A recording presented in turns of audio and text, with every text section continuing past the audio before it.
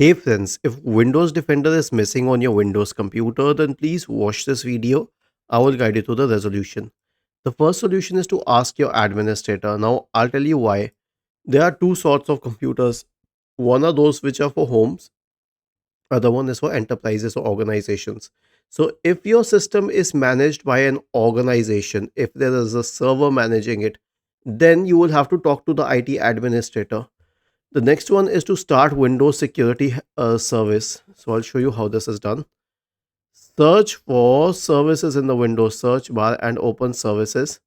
Now scroll down, scroll down, scroll down, scroll down, and then you'll find the Windows Security Service. Right click on it and then restart it if you have that option. Now, mostly it will always be running and you won't have the option to turn it off. But if it is turned off, then you will have the option to start it. The last one is to use a system restore point or just restore your system to an earlier point. Search for recovery in the Windows search bar and open recovery. Go to open system restore, click on next, choose a good restore point, next, finish, and finally click on yes to initiate the system restore process. Was this helpful? If yes, then please subscribe to the channel. If not, then let us know in the comment section of the video on how we could help you further. Thank you for watching this video and have a nice day.